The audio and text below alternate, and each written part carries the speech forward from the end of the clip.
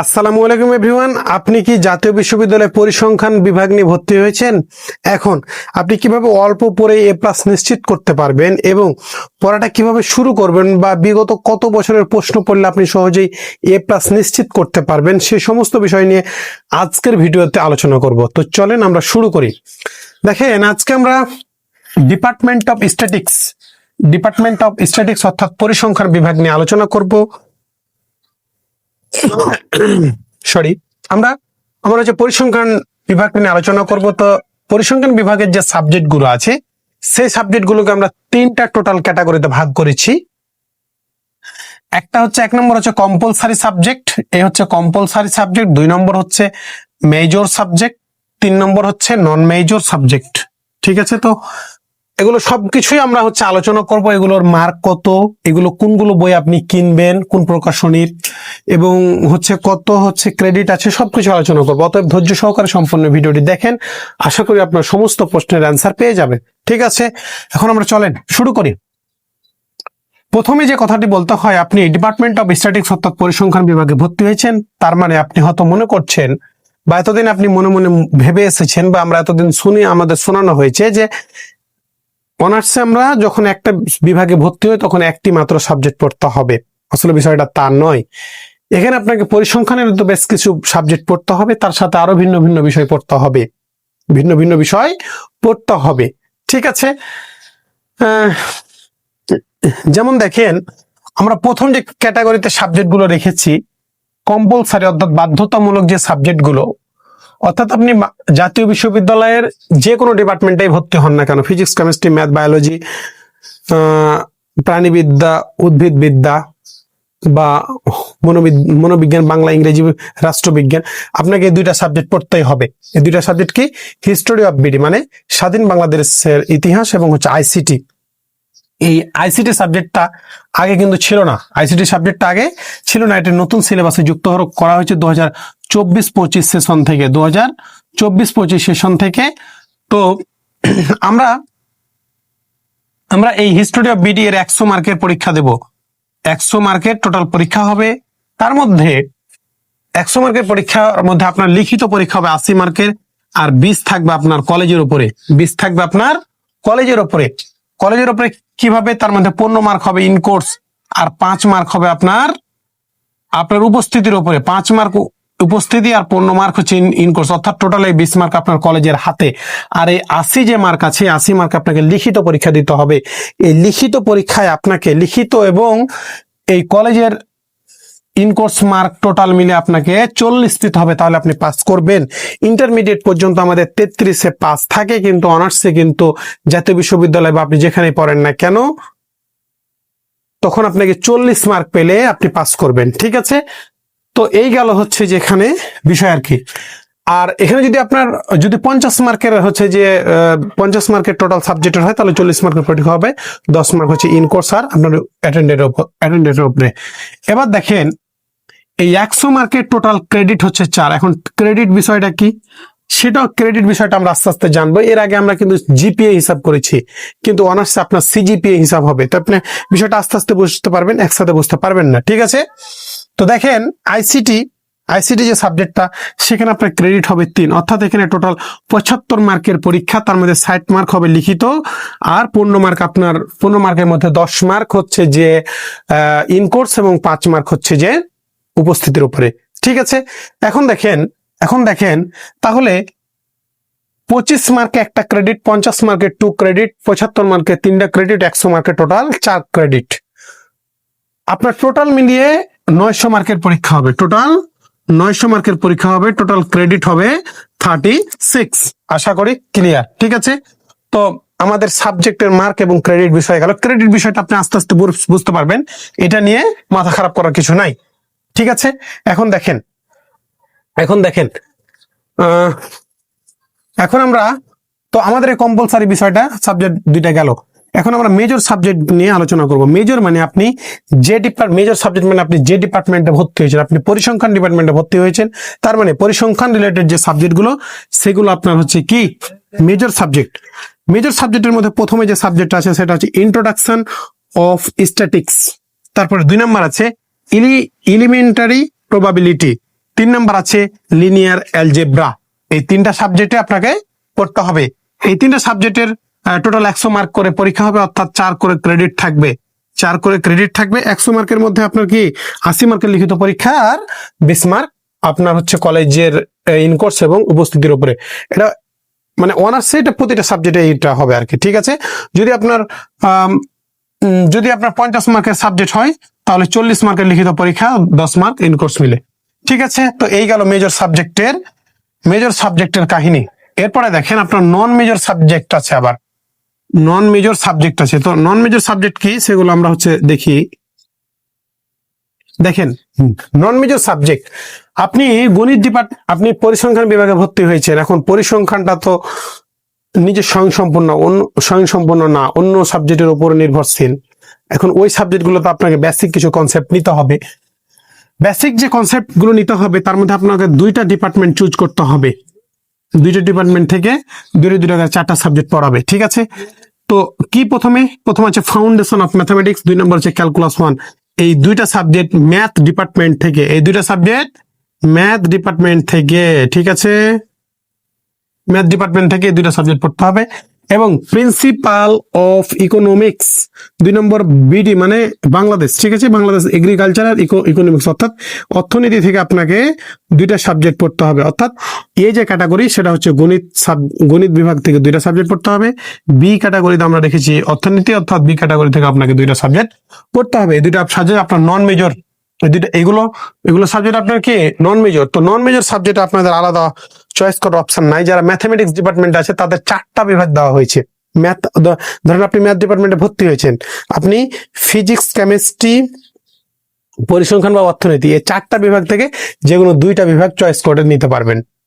যারা ফিজিক্স ডিপার্টমেন্টে ভর্তি হয়েছে তারা ম্যাথ ফিজিক্স, যারা ফিজিক্স ডিপার্টমেন্টে ভর্তি হয়েছে তারা ফিজিক্স, তারপরে ফিজিক্স কেমিস্ট্রি, সরি, যারা ফিজিক্স ডিপার্টমেন্টে ভর্তি হয়েছে, হ্যাঁ, তারা হচ্ছে ম্যাথ কেমিস্ট্রি তারপরে পরিসংখ্যানে 3টা ডিপার্টমেন্ট থেকে যে কোনো 2টা ডিপার্টমেন্ট চুজ করতে পারবে। কিন্তু আপনাদের সেই অপশনটা নাই পরিসংখ্যানে। এই 2টা আপনাদের ফিক্স করে দেওয়া হয়েছে, 2টা থেকেই 2টা 4টা সাবজেক্ট পড়তে হবে, ঠিক আছে। এখন আশা করি এইগুলো বিষয় আপনাদের ক্লিয়ার হলো। এখন আমরা আরো কিছু বিষয় নিয়ে আলোচনা করব। তো আমাদের কোনো বিষয় যেন না ছুটে যায়, তাই সেই জন্য আমি কিছু বিষয় আপনার কাছে লিপিবদ্ধ করেছি। তো আমরা টোটাল বললাম যে 900 মার্কের পরীক্ষা হবে এবং ক্রেডিট হবে 36, সেটা হচ্ছে আলোচনা করলাম। 5 মার্ক আমাদের 40, সেটা হচ্ছে আলোচনা করলাম, ঠিক আছে। এবার দেখেন আমাদের বুক মানে বই, ঠিক আছে। বইয়ের যে বিষয়টা, আপনি কোন প্রকাশনীর বই কিনবেন বা কোন প্রকাশনীর বই ভালো হবে সেটা একটু নিয়ে আলোচনা করি। দেখেন হিস্টোরি অফ বিডি এবং আইসিটি এবং মেজর যে সাবজেক্টগুলো আপনি যে টিচারের কাছে পড়বেন, যে স্যারের কাছে কোচিং বা প্রাইভেট পড়বেন বা অনলাইনে পড়বেন বা আপনার কলেজের টিচারের কাছে পড়বেন, আপনি যদি প্রাইভেট কোচিং না করতে চান তাহলে কলেজে যদি নিয়মিত ক্লাস করেন, সেখানে বা যেখানে আপনি পড়েন না কেন সেখানে আপনাকে যে প্রকাশনীর বা যে প্রকাশনীর বই কিনতে বলবে সেই হচ্ছে প্রকাশনীর আপনাকে বই কিনতে হবে, ঠিক আছে। এখানে আমি নির্দিষ্ট করে বলে দিতে পারি না, কারণ আমি তো পরিসংখ্যান পড়াবো না। আপনি যে স্যারের কাছে বা যে হচ্ছে ভাইয়ের কাছে পড়বেন তাকে জিজ্ঞাসা করলে আপনাকে বলে দিবে যে এই প্রকাশনের বইটা আমরা ফলো করব, ঠিক আছে। এরপরে দেখেন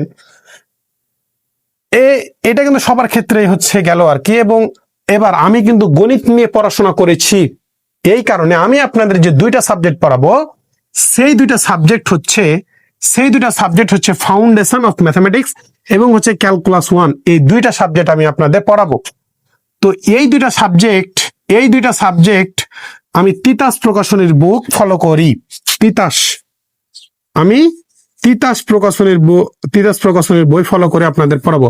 তো আপনারা যদি তিতাস প্রকাশনীর বই কিনে আমাদের ইউটিউবের প্লেলিস্ট গুলো ফলো করেন তাহলে আপনাকে ক্যালকুলাস 1 কোনো কোর্স কিনা লাগবে না। এটা আমরা মেজর নন মেজর উভয়ের জন্য সবার জন্য ফ্রি করে দিয়েছি, আমাদের কোর্স সম্পর্কে আপনাদের বিস্তারিত ধারণা দেওয়ার জন্য, বা আমরা কতটা বেসিক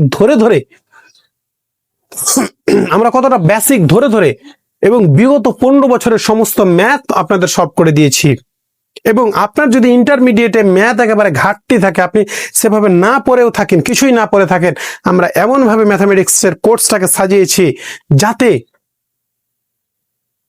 আপনার কিছু পড়া না থাকলেও আপনি একদম বেসিক ধরে ধরে এবং বিগত 15 বছরের মতো এমন ভাবে সলভ করেছে যাতে আপনি একদম অ্যাডভান্স লেভেলে চলে যেতে পারেন, সেই ব্যবস্থা আমরা হচ্ছে যে করে দিয়েছি। এখন দেখেন ক্যালকুলাস 1টা আপনার কেন আমরা ফ্রি করে দিয়েছি, ভালো কথা। এবং ক্যালকুলাস 1টা আপনার জীবনের জন্য গুরুত্বপূর্ণ। এই পরিসংখ্যান এই সাবজেক্টটা আপনি সায়েন্স রিলেটেড সাবজেক্টে পড়েছেন বলেই কিন্তু পেয়েছেন, তাছাড়া কিন্তু পেতেন না। এখন আপনার সায়েন্স রিলেটেড সাবজেক্টের মধ্যে পরিসংখ্যান, এটা যেহেতু গণিতেরই একটা অংশ আমরা হচ্ছে বলতে পারি, তো এখন ক্যালকুলাস 1টা বেশি আপনার লাগবে। এই কারণে ক্যালকুলাস 1-এ আছে আপনার বেশি অন্তরীকরণ এবং যোগজীকরণ। ক্যালকুলাস 1-এ অর্থাৎ অন্তরীকরণটা আপনার জীবনের জন্য খুবই গুরুত্বপূর্ণ, কারণ এই অন্তরীকরণ ছাড়া আপনার পরবর্তী ধাপ বা ফার্স্ট ইয়ারের এই যে আমাদের যে পরিসংখ্যান আপনার যে সাবজেক্ট গুলো থাকবে second year, third year, fourth ইয়ারে, সেখানে আপনার অন্তরীকরণ অনেক আছে, তখন আপনি কিন্তু তখন পারবেন না। সেই কারণে আমরা অন্তরীকরণটাকে এমন করে সাজিয়েছি, এমন করে বেসিক ধরে ধরে শিখাইছি, সূত্রগুলো টাইপ আকারে হচ্ছে আপনার হচ্ছে দেখানো আছে। তো এই কারণে আমাদের এই কোর্সের আমাদের প্লেলিস্টের ক্যালকুলাস 1-এর মেজরদের জন্য আলাদা প্লেলিস্ট, নন মেজরদের জন্য আলাদা প্লেলিস্ট বানানো আছে। সেগুলো দেখলে আপনি আশা করি আপনার আমাদের প্রিমিয়াম ব্যাচে আমরা যেভাবে পড়াই সেগুলো আমরা সেভাবে একদম বেসিক ধরে ধরে পড়িয়েছি। আশা করি আপনারা সব ক্লিয়ার হয়ে যাবে এবং আপনি আমাদের চাইলে ফাউন্ডেশন অফ ম্যাথামেটিক্স এই কোর্সে এনরোল করতে পারেন। আমরা সীমিত অফারের মাধ্যমে আমরা দিয়ে থাকি। আপনি কোর্সে এনরোল করতে চাইলে স্ক্রিনে দেওয়া নাম্বারে আমাদের সাথে যোগাযোগ করতে পারেন। ঠিক আছে, তো এই গেল মোটামুটি আমাদের ধারণা আর কি। আরো একটা কথা বলি, আমরা আপনার ক্যালকুলাস 1-এর নন মেজর যে প্লেলিস্টটা সেটা ফলো করবেন, এবং ফাউন্ডেশন অফ ম্যাথামেটিক্স এর নন মেজর যে প্লেলিস্টটা আছে সেটা ফাউন্ডেশন অফ ম্যাথামেটিক্স, এটা তো নন মেজরদের জন্যই। তো এটা এই প্লেলিস্টটা আপনারা ফলো করবেন। তো ক্যালকুলাস 1-এর প্লেলিস্ট ফলো করতে গিয়ে একটা সমস্যায় পড়ে স্টুডেন্টরা, সেটা আমরা একটু বলে দিচ্ছি। অনেক সময় পার্ট 8 আছে, তারপরে পার্ট হয়তো বা 10 আছে। এখন প্রশ্ন হচ্ছে আপনার এই পার্ট 9টা কোথায় গেল? এই পার্ট 9টা কোথায় গেল? এই পার্ট 9টা আমি তো মেজর নন মেজর একসাথে ভিডিও বানিয়েছি। তো পার্ট 9-এ যে ভিডিওগুলো ধরা হয়েছে সেগুলো ধরেন মেজরদের জন্য, অর্থাৎ গণিত ডিপার্টমেন্টের যারা আছে তাদের ম্যাথগুলো ওখানে আলোচনা করা হয়েছে। এই কারণে আমরা পার্ট 9টা এখানে রাখি নাই। এখানে খুব যত্ন সহকারে ভিডিওগুলো সাজানো হয়েছে। অতএব আপনি 8-এর পর 10 নাম্বারটা ভিডিওটা দেখবেন, আপনার কোনো সমস্যা হবে না। ঠিক আছে। তো এরপরে আমরা এখন বুক নিয়ে আলোচনা করলাম। এরপরে আমরা এনইউ বা জাবি এগুলো বিষয় নিয়ে কথা বলবো। দেখেন, আপনি হিস্টোরি অফ বিডি এবং আইসিটি যখন বই দুটা পড়বেন, তখন এই হিস্টোরি অফ বিডি এর অনেক বছর থেকে আছে, তাই আপনার এনইউ লেখার পরে কিছু সাল উল্লেখ করা থাকবে, যেমন 10 সাল উল্লেখ করা থাকতে পারে। তারপরে এনইউ লিখে আপনার 15 বা 22 সাল লেখা থাকতে পারে, এরকম সালগুলো লেখা থাকবে। যখন আপনি মেজর সাবজেক্টের বইগুলো খুলবেন, তখন আপনি যে গাইড বা নোটবুক যাই কিনেন না কেন, অনার্সে বই সবাই ফলো করে, বাট আপনি যখন বই সবাই ফলো করে, নোটটা সবই কমই কিনে। যারা যে লাস্ট সময় এসে থাকে রিএডমিশন দেওয়ার পর, তারা হুট করে গাইডটা কিনে ফেলে। ঠিক আছে, কারণ অনার্সের সবগুলোই অ্যান্সার বই দেখা থাকে ম্যাথ রিলেটেড বইগুলোতে। তো এখানে এনইউ লেখার পরে আপনার এম লেখা থাকবে, মেজর, এই সাবজেক্টগুলো যখন আপনি পড়বেন তখন এই যে মেজর কথাটা মেজর যে সালগুলো, মেজর দিয়ে যেগুলো সাল দেওয়া থাকবে আপডেট সাল, সেগুলো আপনি পড়বেন। এখানে যে নন মেজর, এগুলো আপনার নন মেজর সাবজেক্ট। তো এই গাইড বা নোটবুক খুলে আপনি যখন দেখবেন, তখন এনইউ লিখে এই যে এনএম কথাটা উল্লেখ থাকবে, এনএম কথা লিখে যে সালগুলো থাকবে সেগুলো আপনি ফলো করবেন। 15, 20, 22 সাধারণত বিগত, এখন আপনার মনে প্রশ্ন আসছে যে আমি বিগত কত বছরের প্রশ্ন পড়বো। দেখেন, আমরা এই ভিডিওটা তৈরি করছি, দেখেন এখানে একটু জায়গা নাই, আমি লিখি কিছু কথা। আমরা এই ভিডিওটা তৈরি করছি 25-26 সেশনকে নিয়ে।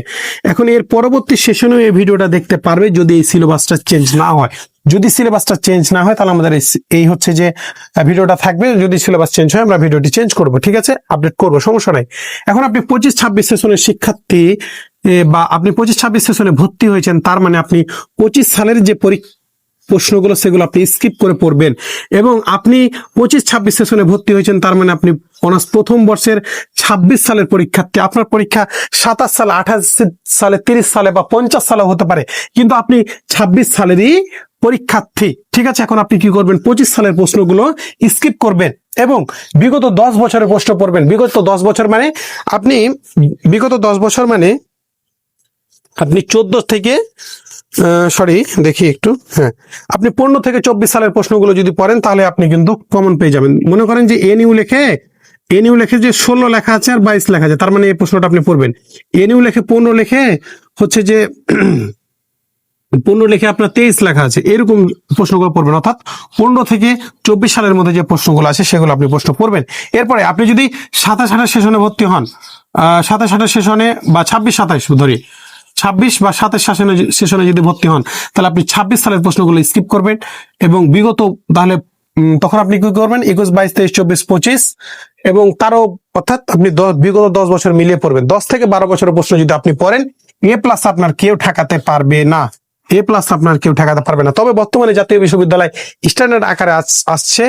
বর্তমানে ভিসিসিআর অনেক প্রশ্নগুলো আপডেটেড এবং যে কিছু আরো বিগত প্রশ্নগুলো আসতেছে। অতএব আপনি কত ভালোভাবে, আপনাকে একটা বই দেওয়া হয়েছে, তার মানে আপনি কত ভালোভাবে প্রস্তুতি নেবেন, কত ভালোভাবে পড়ে আপনি ভালো করবেন, সেটা আপনার বিষয়। আমার যদি এই কথাটা বলা উচিত না বিগত 10-12 বছরের, কারণ একটা বই দেওয়া হয়েছে, আপনাকে ভালোভাবে প্রস্তুতি নিতে হবে। এখন আপনি পারবেন কিনা সেটা যে আপনার বিষয়, বা সেটা আমি বলতে পারবো না, বা এটারও আমার বলার অধিকার না যে 10 থেকে 15 বছর বললেই আপনার আপনি একদম ভালো রেজাল্ট করতে পারবেন। এটা আপনার উপর ডিপেন্ড করছে। তবে সাধারণত যেটা হয়ে আসছে, আমি সেই কথাটা বললাম, এটার জন্য আপনি আমাকে দায়ভার দিতে পারবেন না। ঠিক আছে, আশা করি আপনাদের বিষয়টা ক্লিয়ার করতে পেরেছি। তো এরকম 27, তারপরে যদি 27 বা 28 সেশনের ভিডিওটা দেখে, তখন তারা 27 সালের ভিডিওগুলো স্কিপ করবে না, 27 সালের ম্যাথগুলো স্কিপ করবে।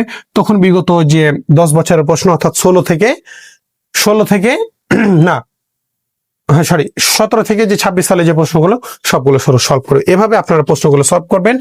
আপনি বিগত ধরে রাখেন 10 থেকে 12 বছরের প্রশ্ন সলভ করলে আপনার যে এ প্লাস নিশ্চিত। এখন আপনি যদি এখন রিঅ্যাডমিশন দেওয়ার পরে লাস্ট সময় এসে থাকেন, তখন আপনি কি করবেন? তখন 1 সাল করে আপনি কমিয়ে পড়বেন। ধরেন আপনি প্রথমে বিগত 7 বছরের প্রশ্ন আগে আপনি সলভ করেন, 7 বছরের বিগত সবগুলো যদি আপনি সলভ করতে পারেন, তখন আপনি বিগত 9 বছর ধরেন, তারপরে 11 বছর ধরেন, এভাবে আপনি করেন। প্রথম বর্ষ কোনো রকম ভাবে চলে যাক, দ্বিতীয়, তৃতীয়, চতুর্থ বর্ষ আপনি ভালো রেজাল্ট করে রিকভারি করে নেবেন। ঠিক আছে, প্রথম বর্ষে রিঅ্যাডমিশনের কারণে এই সমস্যাটা বেশি ফিল করতে হয়, মানে এই সমস্যাটা বেশি পোহাতে হয় সবাইকে। ঠিক আছে, এই গেল আমাদের মেজর, নন মেজর এবং এনইউ লেখার যে কাহিনী। জাবি লিখে, এই যে আইসিটি যেহেতু নতুন সিলেবাস, তাই এখানে কিন্তু ওরকম সাল উল্লেখ থাকবে না। ঠিক আছে, তাই এখানে আপনাকে গুরুত্বপূর্ণ প্রশ্ন দেখে পড়তে হবে। এখন দেখেন, এই যে এখানে যে কথা বলছিলাম, স্বাধীন বাংলাদেশ ইতিহাসে অনেক সময় জাবি লেখা থাকতে পারে। জাবি মানে জাতীয় বিশ্ববিদ্যালয়, এখানে আপনি আবার জাহাঙ্গীরনগর বিশ্ববিদ্যালয় ধরে নিয়েন না। আর এনইউ মানে কি? ন্যাশনাল ইউনিভার্সিটি, অর্থাৎ জাতীয় বিশ্ববিদ্যালয়। ঠিক আছে, এটা অনেকেই যারা প্রথমে শুরু করে জাবি মানে জাহাঙ্গীরনগর বিশ্ববিদ্যালয় ধরে নেয়, এটা আসলে কি? জাতীয় বিশ্ববিদ্যালয়। আশা করি বিষয়টা আপনাদের ক্লিয়ার করতে পেরেছি। ঠিক আছে, আমাদের এনইউ মেজর, নন মেজর গেল। বিগত 10 বছর প্রশ্ন, 12 থেকে 10 বছরের প্রশ্ন পড়তে হবে, সেটাও গেল। আমরা যে বইয়ের কথা বলেছি, এবার আমাদের কোর্স নিয়ে কথা বলি। কোর্স নিয়েও আপনাদের কথা বলা হলো যে আপনি আমাদের এই ক্যালকুলাস 1-এর কোর্সে যে ফ্রি কোর্সে এনরোল করতে পারেন। আর ম্যাথের যে সমস্ত যতটুকু সাপোর্ট প্রয়োজন আমার কাছ থেকে পাবেন, একদম ফ্রি সাপোর্ট পাবেন। ঠিক আছে, তো আপনাদের অনুরোধ করব আপনাদের বন্ধু বান্ধবের সাথে এই ভিডিওটা শেয়ার করার জন্য, যারা নতুন ভর্তি হয়েছে বা হবে। এবং আমাদের গণিত নিয়ে যদি কোনো স্টুডেন্ট ভয় পায়, বাংলাদেশে গণিত নিয়ে কোনো স্টুডেন্ট আর ভয় পাবে না, এইটুকু গ্যারান্টি। আমি গ্যারান্টি দিয়ে 100% নিশ্চিত করতে পারি। আপনি আমাদের ইউটিউবের প্লেলিস্টে গিয়ে ফ্রি ক্লাসগুলো করে দেখেন, আশা করি এই ভিডিওগুলো দেখলে আপনার গণিতের কোনো ভয় থাকবে না। আমরা এমন ভাবে গণিতটাকে শেখানোর এবং ফিল করানোর চেষ্টা করেছি। আশা করি আপনাদের ভিডিওগুলো অনেক ভালো লাগবে এবং আপনারা অনেক উপকৃত হবেন। তো পরিসংখ্যান বিভাগ নিয়ে পড়াশোনা করলে আসলে হতাশার কিছু নাই, কারণ এটা একটা সায়েন্স রিলেটেড সাবজেক্ট এবং আপনি এইগুলো সাবজেক্টে পড়লে আপনার চাকরির বাজার অনেক খুলে যাবে এবং আপনি যে কোনো চাকরির পরীক্ষায় বা প্রাইভেট জব পরীক্ষায় আপনি এক ধাপ এগিয়ে থাকবেন এবং বাংলাদেশে যতগুলো সরকারি হচ্ছে জব আছে, সকল জবে আপনি অ্যাপ্লাই করতে পারবেন, বিসিএস দিতে পারবেন, এনটিআরসি দিতে পারবেন, ব্যাংক জব বলেন বা পরিসংখ্যান ব্যুরোতে আপনাদের একটা খুবই চান্স আছে চাকরি পাওয়ার। তো আসলে জাতীয় বিশ্ববিদ্যালয়ে পড়ে অনেক আপনি মেসে বা হচ্ছে বড় ভাইদের কাছে বলবেন যে ভাই জাতীয় বিশ্ববিদ্যালয়ে পড়ে কি হবে বা বিগত আপনি পরীক্ষার আগে পড়লে হবে, আসলে এগুলো ভাই ভুয়া কথা। আপনি কোথায় পড়ছেন এটা ডাজ নট ম্যাটার। আপনার ভেতরে স্কিল আছে কিনা, আপনার ভেতরে আপনি নতুন কিছু পারেন কিনা, অন্যদের চাইতে আপনি এগিয়ে আছেন কিনা, এটাই হচ্ছে আপনার হচ্ছে মেন। আপনি পাবলিক বিশ্ববিদ্যালয়ে পড়লেন কিন্তু আপনি পড়াশোনা করলেন না, আপনার কম্পিউটার সম্পর্কে কোনো ধারণা নাই, আপনি কেউ হচ্ছে চাকরি দিবে না বা কেউ আপনাকে এসে বলবে না যে তুমি তো যা পাবলিক বিশ্ববিদ্যালয়ে পড়ে এসেছো তাহলে তুমি আমার প্রতিষ্ঠানে জব করো, এটা আসলে কেউ বলবে না। জাতীয় বিশ্ববিদ্যালয়ে পড়েও হাজার হাজার বিসিএস, হাজার হাজার ব্যাংক জব, হাজার হাজার জায়গায় চাকরি করছে, হাজার হাজার জায়গায় শিক্ষকতা করছে। অতএব হতাশা, সমস্ত হতাশাকে ঝেড়ে ফেলে, হ্যাঁ আপনার একটা ডিপ্রেশন বা চিন্তা ভাবনা থাকবে, আপনি যেহেতু পাবলিকে পড়তে চান্স পান নাই, অনেক চেষ্টা করেছেন, আমি ধরে নিচ্ছি আপনি অনেক চেষ্টা করেছেন, ঠিক আছে আপনার ভাগ্য বা সময় হয়নি, হয়তো বা ইনশাল্লাহ আপনার সামনে আরো ভালো কিছু আছে, কারণ জাতীয় বিশ্ববিদ্যালয়ে পড়েও অনেক ভালো কিছু করা যায়, এটা 100% হাজার হাজার উদাহরণ আছে। তো হতাশা নয় বা আপনার প্রতিষ্ঠান মূল ফ্যাক্টর নয়, আপনি ভালো করে প্রথম বর্ষ থেকে পড়াশোনা শুরু করে দেন, ইনশাল্লাহ আপনি অনার্স শেষ হলে আপনার ভালো জায়গায় একটা হচ্ছে চাকরি হবে বা জব হবে। আপনাদের বাবা মা যে আশা আকাঙ্ক্ষা নিয়ে পাঠিয়েছে সে আশা আকাঙ্ক্ষাও পূরণ হবে। তো আজকের ভিডিওটি লম্বা করতে